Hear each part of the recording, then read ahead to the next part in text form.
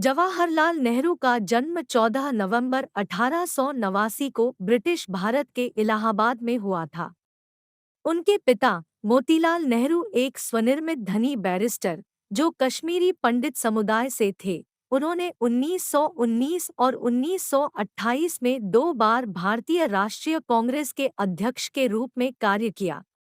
उनकी मां स्वरूप रानी थुस्सू, जो लाहौर में बसे एक प्रसिद्ध कश्मीरी ब्राह्मण परिवार से थे, मोतीलाल की दूसरी पत्नी थी। उनकी पहली पत्नी की प्रसव के दौरान मृत्यु हो गई थी। जवाहरलाल 3 बच्चों में सबसे बड़े थे। उनकी 2 बहनों में बड़ी विजया लक्ष्मी बाद में संयुक्त राष्ट्र महासभा की पहली महिला अध्यक्ष बनी।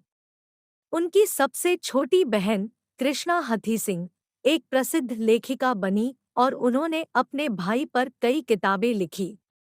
नेहरू ने अपने बचपन को आश्रयपूर्ण और घटना रहित बताया। वह धनी घरों में विशेषाधिकार के माहौल में पले बढ़े, जिनमें आनंद भवन नामक एक आलीशान संपत्ति भी शामिल थी।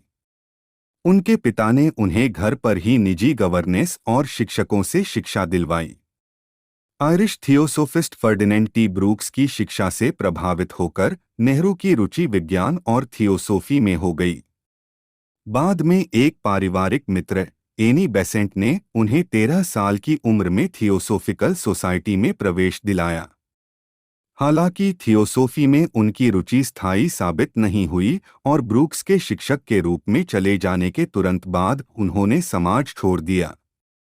उन्होंने लिखा, लगभग 3 वर्षों तक मेरे साथ थे और कई मायनों में उन्होंने मुझे बहुत प्रभावित किया। अपनी युवावस्था के दौरान नेहरू एक प्रबल राष्ट्रवादी बन गए। दूसरे बोर युद्ध और रूसो जापानी युद्ध ने उनकी भावनाओं को तीव्र कर दिया। उत्तरार्ध के बारे में उन्होंने लिखा, जापानी जीतों ने मेरे उत्साह को बढ़ा दिया था। मेरे दिमाग में राष्ट्रवादी विचार भर गए। मैंने यूरोप की दास्ता से भारतीय स्वतंत्रता और एशियाई स्वतंत्रता के बारे में सोचा। बाद में 1905 में जब उन्होंने इंग्लैंड के एक प्रमुख स्कूल हैरो में अपनी संस्थागत स्कूली शिक्षा शुरू की, जहां उन्हें जो उपनाम दिया गया जीएम ट्रेवेलियन की गैरीबाल्डी किताबें, जो उन्हें अकादमिक योग्यता के लिए पुरस्कार के रूप में मिली थीं, ने उन्हें बहुत प्रभावित किया। उन्होंने गैरीबाल्डी को एक क्रांतिकारी नायक के रूप में देखा। उन्होंने लिखा, भारत में इसी तरह के कार्यों के दर्शन पहले भी आए थे। भारतीय स्वतंत्रता के लिए मेरे वीरतापूर्ण संघर्ष के और मेरे मन में भारत और इटली एक साथ अजीब तरीके से मिश्रित हो गए थे। अक्टूबर 1907 में नेहरू ट्रिनिटी कॉलेज, कैम्ब्रिज गए और 1910 में प्राकृतिक विज्ञान में ऑनर्स की डिग्री के साथ स्नातक की उपाधि प्राप्त की। इस अवधि के दौरान उन्होंने रुचि के साथ राजनीति, अर्थशास्त्र, इतिहास और साहित्य का अध्ययन किया। Bernard Shaw, H.G. Wells, John Maynard Keynes, Bertrand Russell, Lowes Dickinson और मेरेडिथ टाउनसेंडर के लेखन ने उनकी राजनीतिक और आर्थिक सोच को बहुत आकार दिया। 1910 में अपनी डिग्री पूरी करने के बाद नेहरू लंदन चले गए और इनर टेम्पल इन में कानून की पढ़ाई की। इस दौरान उन्होंने बीट्राइस वेब सहित फैबियन सोसाइटी के विद्वानों का अध्ययन जारी रखा। उन्हें 1912 में बार में बुलाया गया था। अगस्त 1912 में भारत लौटने के बाद नेहरू ने इलाहाबाद उच्च न्यायालय के एक वकील के रूप में नामांकन किया और बैरिस्टर के रूप में बसने की कोशिश की। लेकिन अपने पिता के विपरीत उन्हें अपने पेशे में बहुत कम रुचि थी और उन्हें न तो कानून की प्रैक्टिस पसंद थी और न ही वकीलों की कंपनी। निश्चित रूप से माहौल बौद्धिक रूप से उत्तेजक नहीं था और जीवन की पूरी तरह से नीरसता की भावना मुझ पर हावी हो गई। राष्ट्रवादी राजनीति में उनकी भागीदारी ने धीरे धीरे उनकी कानूनी प्रैक्टिस को प्रतिस्थापित कर दिया।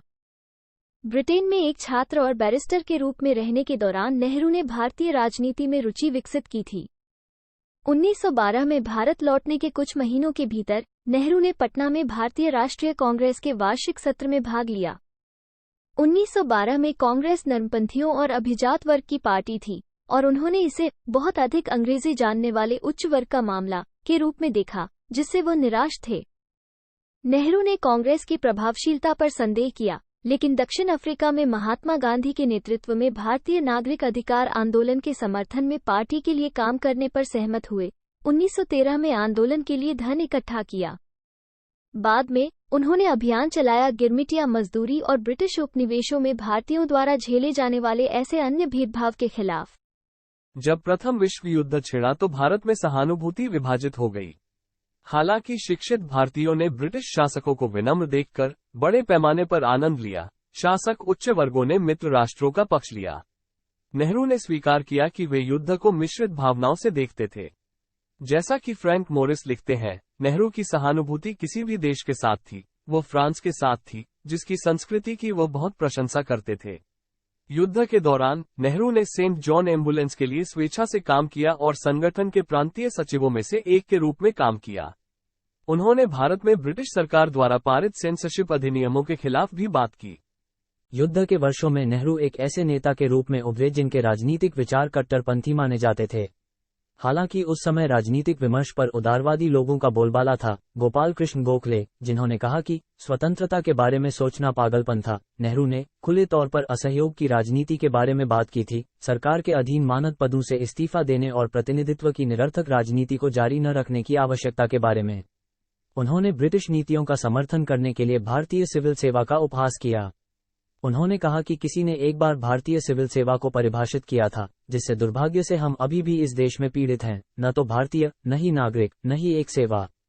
मोतीलाल नेहरू, एक प्रमुख उदारवादी नेता, ने संवैधानिक आंदोलन की सीमाओं को स्वीकार किया, लेकिन अपने बेटे को सलाह दी कि इसका कोई अन्य व्यावहारिक विकल्प नहीं है। हालांकि नेहरू राष्ट्रीय आंदोलन की गति से असंतुष्ट थे। वह भारतीयों के लिए होम रूल की मांग करने वाले आक्रामक राष्ट्रवादी नेताओं में शामिल हो गए। 1915 में गोखले की मृत्यु के बाद कांग्रेस की राजनीति पर नरमपंथियों का प्रभाव कम हो गया। एनी बेसेंट और बाल गंगाधर तिलक जैसे नरमपंथी विरोधी नेताओं ने इस अवसर का लाभ उठाते हुए होम रूल के लिए एक राष्ट्रीय आंदोलन का आह्वान किया। हालांकि 1915 में नरमपंथियों की इस तरह की कट्टरपंथी कार्रवाई के प्रति अनिच्छा के कारण प्रस्ताव को अस्वीकार कर दिया गया था। नेहरू ने 1916 में कमला कौल से शादी की। उनकी एकमात्र बेटी इंदिरा का जन्म एक साल बाद 1917 में हुआ। कमला ने नवंबर 1924 में एक लड़के को जन्म दिया, लेकिन वह केवल एक सप्ताह तक जीवित रहा। फिर भी बेसेंट ने 1916 में होम रूल की वकालत करने के लिए एक लीग का गठन किया। जेल की सजा से रिहा होने के बाद तिलक ने अप्रैल 1916 में अपनी खुद की लीग बनाई। नेहरू दोनों लीगों में शामिल हो गए, लेकिन मुख्य रूप से पूर्व के लिए काम किया। उन्होंने बाद में टिप्पणी की कि बेसेंट का बचपन में मुझ पर बहुत गहरा प्रभाव था। बाद में जब मैंने राजनीतिक जीवन में प्रवेश किया तब भी उनका प्रभाव जारी रहा। एक और विकास जिसने भारतीय राजनीति में आमूल-चूल परिवर्तन लाया, वह दिसंबर 1916 में कांग्रेस की वार्षिक बैठक में लखनऊ समझौते के साथ हिंदू मुस्लिम एकता का समर्थन था।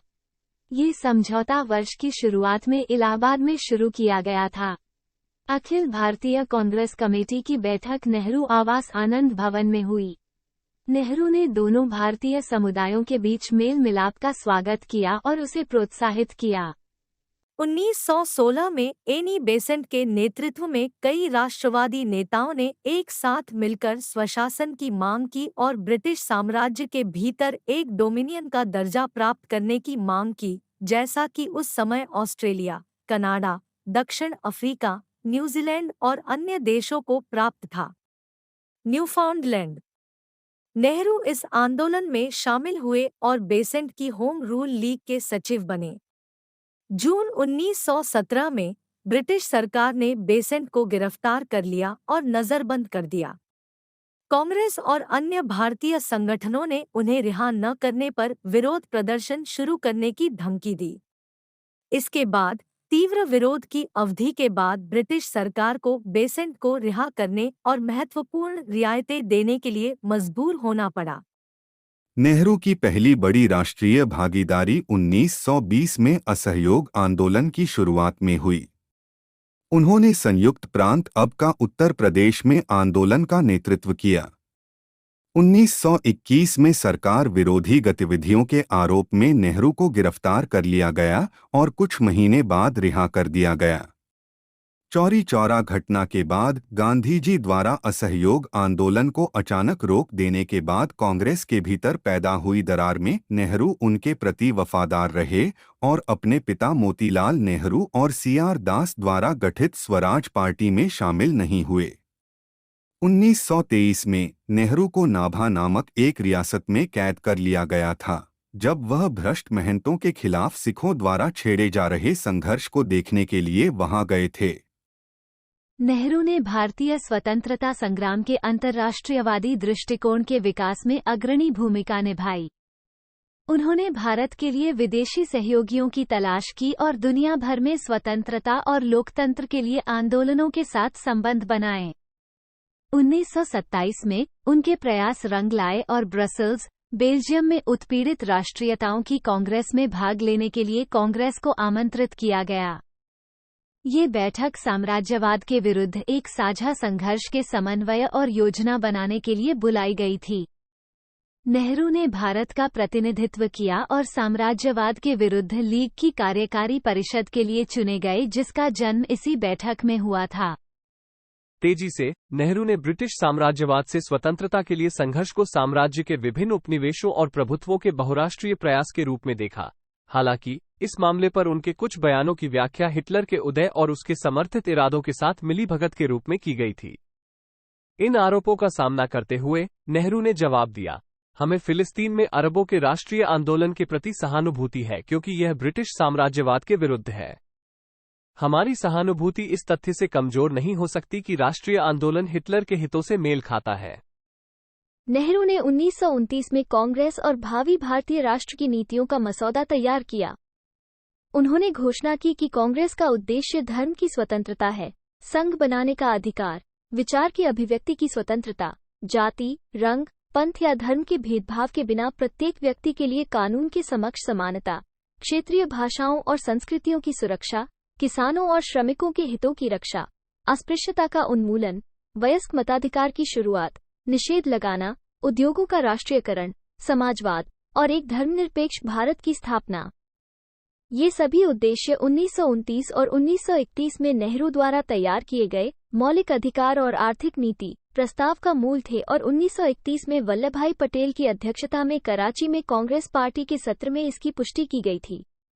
नेहरू उन पहले नेताओं में से एक थे जिन्होंने मांग की कि कांग्रेस पार्टी को ब्रिटिश साम्राज्य के साथ सभी संबंधों को पूर्ण और स्पष्ट रूप से तोड़ने का संकल्प लेना चाहिए। 1927 में कांग्रेस के मद्रास अधिवेशन में गांधी जी की आलोचना के बावजूद स्वतंत्रता के लिए उनके प्रस्ताव को मंजूरी दे दी गई। उस समय उन्होंने कांग्रेस के भीतर एक दबाव समूह इंडिपेंडेंस फॉर इंडिया लीग का गठन किया। 1928 में गांधी ने नेहरू की मांगों पर सहमति व्यक्त की और एक प्रस्ताव पेश किया जिसमें अंग्रेजों से 2 साल के भीतर भारत को डोमिनियन का दर्जा देने का आह्वान किया गया। यदि अंग्रेज समय सीमा को पूरा करने में विफल रहे तो कांग्रेस सभी भारतीयों से पूर्ण स्वतंत्रता के लिए लड़ने का आह्वान करेगी। नेहरू उन नेताओं में से एक थे जिन्होंने अंग्रेजों को दिए गए समय पर आपत्ति जताई थी। उन्होंने गांधी पर अंग्रेजों से तत्काल कार्रवाई की मांग करने के लिए दबाव डाला था।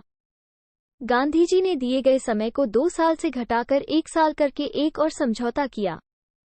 अंग्रेजों ने 1929 में डोमिनियन दर्जे की मांग को खारिज कर दिया। नेहरू ने 29 दिसंबर 1929 को लाहौर सत्र के दौरान कांग्रेस पार्टी की अध्यक्षता संभाली और पूर्ण स्वतंत्रता के लिए एक सफल प्रस्ताव पेश किया। नेहरू ने भारतीय स्वतंत्रता की घोषणा का मसौदा तैयार किया, जिसमें कहा गया, हमारा मानना है कि किसी भी अन्य लोगों की तरह स्वतंत्रता पाना और अपने परिश्रम के फल का आनंद लेना और जीवन की आवश्यकताएं प्राप्त करना भारतीय लोगों का अपरिहार्य अधिकार है, ताकि उन्हें विकास के पूर्ण अवसर मिल सकें। हमारा ये भी मानना है कि यदि कोई सरकार लोगों को इन अधिकारों से वंचित करती है और उन पर अत्याचार करती है तो लोगों के पास इसे बदलने या समाप्त करने का भी अधिकार है। भारत में ब्रिटिश सरकार ने न केवल भारतीय लोगों को उनकी स्वतंत्रता से वंचित किया है, बल्कि खुद को जनता के शोषण पर आधारित कर लिया है और भारत को आर्थिक, राजनीतिक, सांस्कृतिक और आध्यात्मिक रूप से बर्बाद कर दिया है। इसलिए हमारा मानना है कि भारत को ब्रिटिश संबंध तोड़ देना चाहिए और पूर्ण स्वराज या पूर्ण स्वतंत्रता प्राप्त करनी चाहिए। नए साल की पूर्व संध्या 1929 की आधी रात को नेहरू ने लाहौर में रावी के तट पर भारत का तिरंगा झंडा फहराया। स्वतंत्रता की प्रतिज्ञा पढ़ी गई, जिसमें करों को रोकने की तैयारी भी शामिल थी। समारोह में उपस्थित विशाल जनसमुदाय से पूछा गया कि क्या वे इससे सहमत हैं, तो अधिकांश लोगों ने सहमति में हाथ उठाए। केंद्रीय और प्रांतीय विधानमंडलों के 172 भारतीय सदस्यों ने प्रस्ताव के समर्थन में और भारतीय जनभावना के अनुरूप इस्तीफा दे दिया। कांग्रेस ने भारत के लोगों से 26 जनवरी को स्वतंत्रता दिवस के रूप में मनाने के लिए कहा। कांग्रेस के स्वयंसेवकों, राष्ट्रवादियों और जनता ने पूरे भारत में सार्वजनिक रूप से भारत का झंडा फहराया। सामूहिक सविनय अवज्ञा की योजनाएं भी चल रही थी। 1929 में कांग्रेस के लाहौर अधिवेशन के बाद नेहरू धीरे धीरे भारतीय स्वतंत्रता आंदोलन के सर्वोपरि नेता के रूप में उभरे। गांधी जी अधिक आध्यात्मिक भूमिका में वापस आ गए। हालांकि गांधी ने 1942 तक स्पष्ट रूप से नेहरू को अपने राजनीतिक उत्तराधिकारी के रूप में नामित नहीं किया था। 1930 के दशक के मध्य तक देश ने नेहरू को गांधी के स्वाभाविक उत्तराधिकारी के रूप में देखा। ब्रिटिश नमक कर के उद्देश्य से एक सत्याग्रह के साथ सविनय अवज्ञा शुरू करने की गांधी की योजना के बारे में नेहरू और अधिकांश कांग्रेस नेता शुरू में दुविधा में थे। विरोध के जोर पकड़ने के बाद उन्हें एक प्रतीक के रूप में नमक की ताकत का एहसास हुआ। नेहरू ने अभूतपूर्व लोकप्रिय प्रतिक्रिया के बारे में टिप्पणी की। ऐसा लग रहा था जैसे अचानक कोई झरना निकल आया हो। उन्हें 14 अप्रैल 1930 को इलाहाबाद से रायपुर जाने वाली ट्रेन में गिरफ्तार कर लिया गया। इससे पहले एक विशाल सभा को संबोधित करने और एक विशाल जुलूस का नेतृत्व करने के बाद उन्होंने समारोहपूर्वक कुछ प्रतिबंधित नमक का निर्माण किया था। उन पर नमक कानून के उल्लंघन का आरोप लगाया गया और सेंट्रल जेल में 6 महीने की कैद की सजा सुनाई गई। जेल में अपनी अनुपस्थिति के दौरान उन्होंने गांधी को अपने उत्तराधिकारी के रूप में कांग्रेस अध्यक्ष के रूप में नामित किया, लेकिन गांधी ने मना कर दिया और नेहरू ने अपने पिता को अपने उत्तराधिकारी के रूप में नामित किया। नेहरू की गिरफ्तारी के साथ सविनय अवज्ञा ने एक नई गति पकड़ ली और गिरफ्तारियां, भीड़ पर गोलीबारी और लाठीचार्ज सामान्य घटनाएं बन गईं। नमक सत्याग्रह निष्क्रिय प्रतिरोध के माध्यम से सुधार के लिए दबाव विश्व का ध्यान आकर्षित करने में सफल रहा। भारतीय, ब्रिटिश और विश्व जनमत ने स्वतंत्रता के लिए कांग्रेस पार्टी के दावों की वैधता को तेजी से मान्यता दी। नेहरू ने नमक सत्याग्रह को गांधी जी के साथ अपने जुड़ाव का सबसे बड़ा प्रतीक माना और महसूस किया कि इसका स्थायी महत्व भारतीयों के दृष्टिकोण को बदलने में था। बेशक इन आंदोलनों ने ब्रिटिश सरकार पर जबरदस्त दबाव डाला और सरकारी मशीनरी को हिलाकर रख दिया, लेकिन मेरी समझ से वास्तविक महत्व हमारे अपने लोगों और विशेष रूप से ग्रामीण जनता पर उनके प्रभाव में निहित है। असहयोग ने उन्हें दलदल से बाहर निकाला और उन्हें आत्मसम्मान और आत्मनिर्भरता दी। उन्होंने साहसपूर्वक काम किया और अन्यायपूर्ण उत्पीड़न के सामने इतनी आसानी से समर्पण नहीं किया। उनका दृष्टिकोण व्यापक हो गया और वे समग्र रूप से भारत के संदर्भ में थोड़ा सोचने लगे। यह एक उल्लेखनीय परिवर्तन था और गांधी जी के नेतृत्व में कांग्रेस को इसका श्रेय अवश्य जाना चाहिए।